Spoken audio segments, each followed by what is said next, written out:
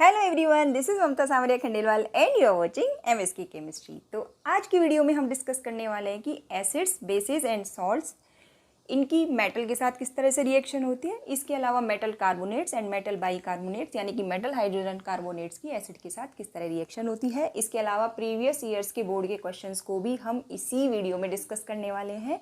Video को and तक जरूर देखिएगा।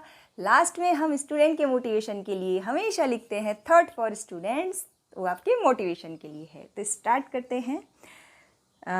एसिड्स एंड बेसिस, तो यहाँ पे हम इनके डिफरेंस भी लिख दिए हैं। और आप चाहें तो अगर बोर्ड में आपसे पूछा जाता है कि एसिड्स की या बेस की डेफिनेशन पूछी जाती है तो वो भी आप यही लिखेंगे। इसके अलावा हम आपको ये लेक्चर 77 में ऑल्फैक्टरी इंडिकेटर्स के बारे में ऑलरेडी बता चुके हैं। लेक्चर 79 में हमने एक्टिविटी 2.112, 2.10 एक्सप्लेन की है और लेक्चर 82 में 2.11 टू 2.15 एक्सप्लेन किया है। इस चैप्टर की एक्टिविटीज़ बहुत ज़्यादा इंपॉर्टेंट है, इसलिए आप वो वीडियोस जरूर देखिएगा। ये लेक्चर का नंबर थंबनेल पे लिखा हुआ है, तो आपको कोई ढूंढने में दिक्कत नहीं होगी।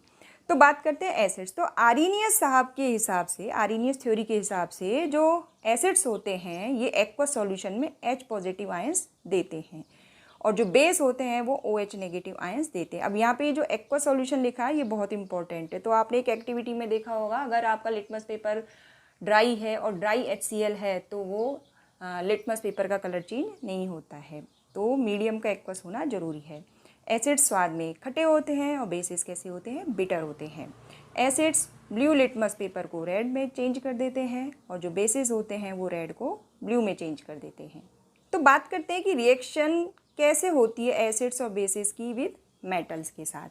तो एक्टिविटी 2.3 से 2.4 में इसको एक्सप्लेन किया गया है और जिंक मेटल को वहाँ पे लिया गया है। तो यहाँ पे सबसे पहला सवाल ये होता है, क्या सारे मेटल्स एसिड्स के साथ रिएक्शन करते हैं? नहीं, सारे मेटल एसिड के साथ रिएक्शन नहीं करते हैं। चैप्टर 3 में पेज नंबर 45 पे मेटल रिएक्टिविटी सीरीज दी हुई है, जिसमें आप देख सकते हैं कि हाइड्रोजन से ऊपर वाले जो मेटल है यानी कि ये वाले जो मेटल हैं, ये मेटल एसिड्स जैसे कि हाइड्रोक्लोरिक एसिड, सल्फ्यूरिक एसिड और एसिटिक एसिड यानी कि CH3COOH, इसे एसिटिक एसिड कहा जाता है, इनके साथ रिएक्ट करते हैं, सॉल्ट बनाते हैं और हाइड्रोजन गैस इवॉल्व करते हैं। अभी हाइड्रोजन गैस निकली, इसका कैसे पता चलता है? सोप सॉल्यूशन में हाइड्रोजन गैस के बबल्स आते हैं, बर्निंग कैंडल को हम उसके पास लेके जाते हैं, it Burns with pop sound. तो इससे ये प्रूव होता है कि जो गैस निकली है वो हाइड्रोजन ही है।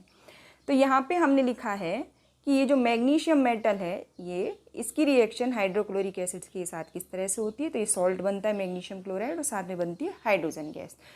तो ये जो तीनों एसिड्स हैं, हाइड्रोक्लोरिक एसिड, सल्फ्यूरिक एसिड और एसिटिक एसिड, इनके साथ तो मेटल की सेम तरीके से रिएक्शन होती है, बट नाइट्रिक एसिड यानी कि HNO3, इसके साथ रिएक्शन अलग होती है। क्यों? क्योंकि ये एक स्ट्रॉन्ग ऑक्सीडाइजिंग एजेंट है। तो रिएक्शन में जो हाइड्रोजन गैस बनती है उसको ये कन्वर्ट कर देता है वाटर में यानी कि H2O में, और जो नाइट्रिक एसिड होता है वो खुद रिड्यूस हो जाता है किसी ऑक्साइड में यानी कि N2O, NO या NO2 में। तो इस तरीके से नाइट्रिक एसिड के साथ आपको ध्यान रखना है कि रिएक्शन अलग तरीके से होती है। तो यहाँ पे आप देख सकते हैं जिंक की रिएक्शन जब सल्फ्यूरिक एसिड के साथ हो रही है तो जिंक सल्फेट और हाइड्रोजन गैस बन रही है।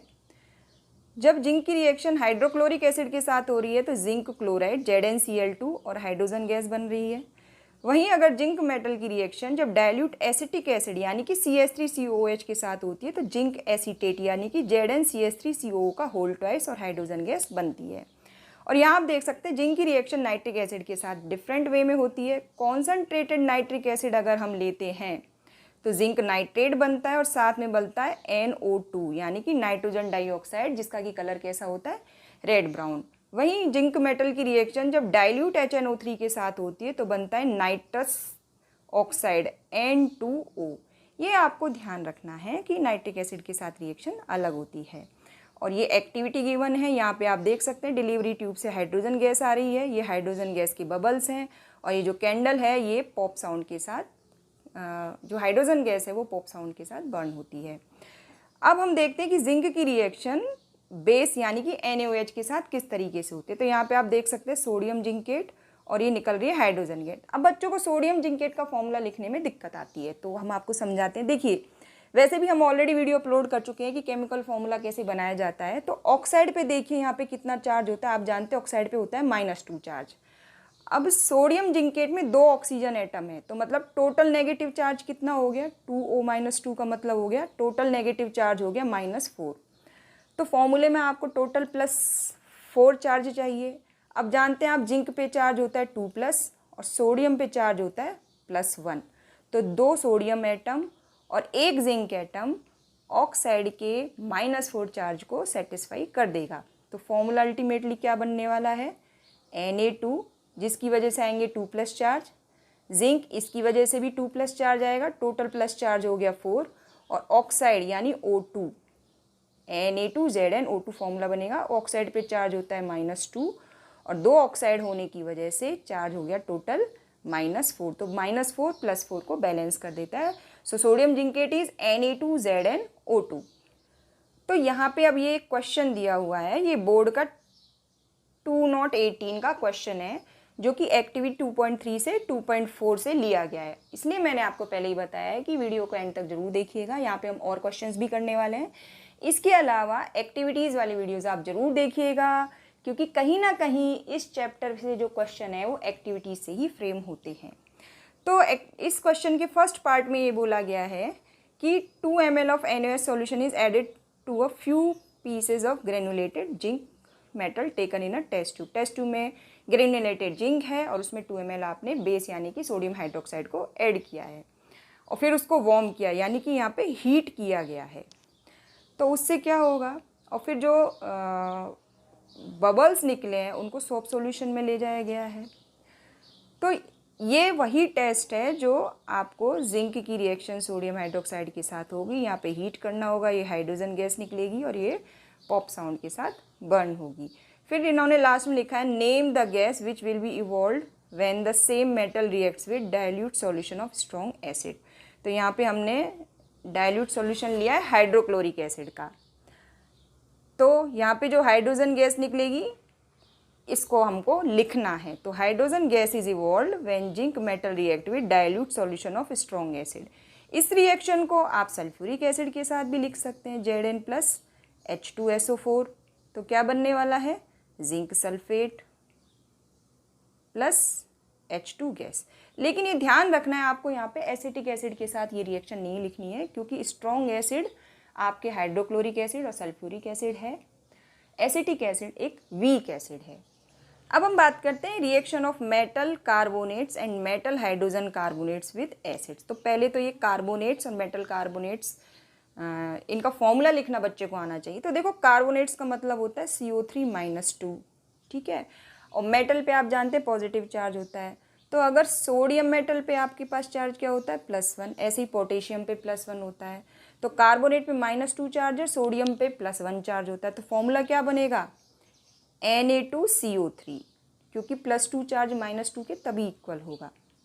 इसी तरह से पोटेशियम कार्बोनेट का फॉर्मूला बनेगा K2CO3 और सोडियम कार्बोनेट का बनेगा Na2CO3। लेकिन मान लीजिए आपको मैग्नीशियम कार्बोनेट लिखना है, तो मैग्नीशियम पे चार्ज क्या होता है, 2+ और कार्बोनेट पे भी 2-, तो मैग्नीशियम कार्बोनेट का फॉर्मूला बनेगा MgCO3। इसी तरीके से कैल्शियम कार्बोनेट का फॉर्मूला बनेगा CaCO3। तो ये चीज़ें आपको ध्यान रखनी है, ठीक है।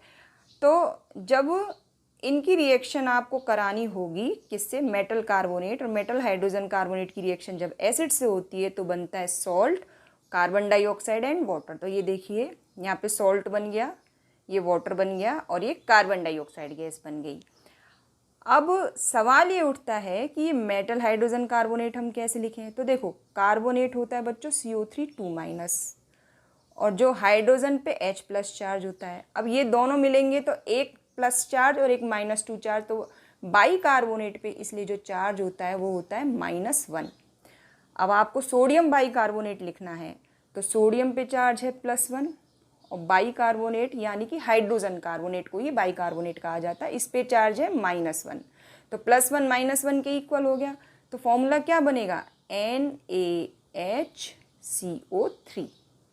वही अगर आपको कैल्शियम हाइड्रोजन कार्बोनेट लिखना है तो कैल्शियम पे चार्ज होता है 2+ और बाई कार्बोनेट पे यानी कि हाइड्रोजन कार्बोनेट पे चार्ज होता है -1। तो कैल्शियम हाइड्रोजन कार्बोनेट का फॉर्मूला बनेगा CaH CO3 का होल ट्वाइस। तो इस तरीके से फॉर्मूला बनाना भी आपको आना चाहिए। अब यहाँ पे इस इक्वेशन में ध्यान देने वाली बात क्या है, ये तो आपको समझ में आ गया कि जब इनकी रिएक्शन एसिड के साथ होगी तो कार्बन डाइऑक्साइड गैस निकलती है, और उसका कैसे टेस्ट हम करते हैं, हम कार्बन डाइऑक्साइड गैस को पास करते हैं लाइम वाटर में and it turns lime water milky. Lime water क्या होता है, lime water is the aqueous solution of calcium hydroxide. ये आपको ध्यान रखना है, क्या बोलना है, aqueous solution of calcium hydroxide. तो अगर आपको lime water, quick lime, slagged lime या लाइम स्टोन में कोई डाउट है तो उसके लिए भी हम ऑलरेडी वीडियो अपलोड कर चुके हैं, आप चैनल पेज पे जाके उसको देख सकते हैं। तो अब यहाँ पे देखिए, यहाँ पे जब आप पोटेशियम कार्बोनेट की रिएक्शन करा रहे हैं, कितने 2 मोल्स और सोडियम कार्बोनेट की 2 मोल्स यहाँ पे आप एसिड लेने पड़ रहे हैं आपको, ठीक है, तब कार्बन डाइऑक्साइड गैस बनेगी। अब आपसे सवाल ये पूछा जाए कि अगर पोटेशियम कार्बोनेट की रिएक्शन सिर्फ 1 मोल एसिड से करनी है तो क्या प्रोडक्ट बनेगा, ये एग्जाम्पलर का क्वेश्चन है। तो इसको हम अगली स्लाइड में डिस्कस करेंगे।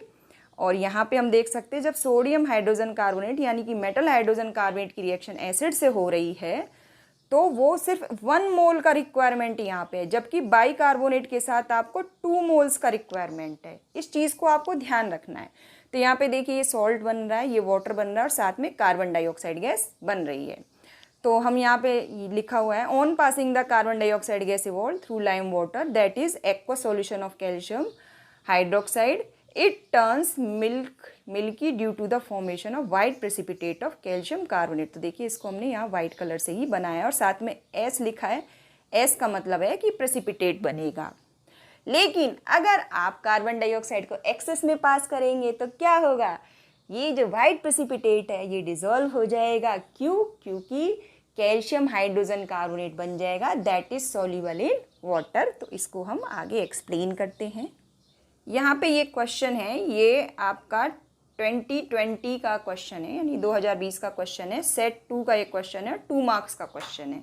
क्वेश्चन को जरा ध्यान से देखिए, इन्होंने लिखा है what is observed when a pinch of sodium bicarbonate. Sodium bicarbonate का मतलब है sodium hydrogen carbonate NaHCO3, formula लिखना आपको आना चाहिए, is added to 2 ml of acetic acid. Acetic acid का मतलब है CH3COOH। Write chemical equation for the reaction involve in this case. तो यहाँ पे हम ये रिएक्शन लिख देते हैं, NaHCO3 react with acetic acid यानी कि CH3COOH। तो सॉल्ट क्या बनेगा, CH3, ये सब्सक्रिप्ट में है, COONA plus CO2 that is gas and H2O that is liquid. और ये आपका एक्वस सॉल्यूशन बनेगा यहाँ पे सोडियम एसीटेट का। ये भी आपका एक्वस है और ये भी एक्वस है। तो बड़ी आसानी से 2 नंबर आप यहाँ पे अपने बचा सकते हैं। तो हम बात कर रहे थे कि अगर ये कार्बन डाइऑक्साइड गैस एक्सेस में पास की जाए, किसमें, लाइम वाटर में। ये देखिए, ये डिलीवरी ट्यूब से यहाँ पे कार्बन डाइऑक्साइड गैस आ रही है और यहाँ पे ये हाइड्रोक्लोरिक एसिड और सोडियम कार्बोनेट यहाँ पे लिया हुआ है और ये डाइल्यूट हाइड्रोक्लोरिक एसिड। तो इनकी रिएक्शन से ऑब्वियसली क्या बनने वाला है, कार्बन डाइऑक्साइड गैस। ये कार्बन डाइऑक्साइड गैस इधर लाइम वाटर में जाने वाली है, जो कि कैसा होता है, मिल्की हो जाता है कार्बन डाइऑक्साइड गैस से रिएक्ट करने के बाद। क्यों हो जाता है, due to the formation of calcium carbonate the lime water turns milky, और ये इसका ये प्रेसिपिटेट बनता है। लेकिन अगर हम इसको एक्सेस में पास करते हैं तो क्या होता है, ये कैल्शियम कार्बोनेट कार्बन डाइऑक्साइड के साथ रिएक्ट करता है, वाटर तो ऑलरेडी इसमें होगा ही, तो कैल्शियम हाइड्रोजन कार्बोनेट बनता है that is soluble in water. It is soluble in water. तो उससे क्या होगा, आपका जो वाइट कलर है वो डिसअपियर हो जाएगा। ये 2020 सेट 3 का 3 मार्क्स का बोर्ड का क्वेश्चन है। यहाँ पे ये इन्होंने कहा है complete and balance the following chemical equation. तो देखिए, ये फिर से वही एक्टिविटी 2.4 का इक्वेशन इन्होंने यहाँ पे दे दिया। तो सोडियम जिंकेट बनेगा, कैसे बनेगा आपको समझा दिया है, हाइड्रोजन गैस बनेगी।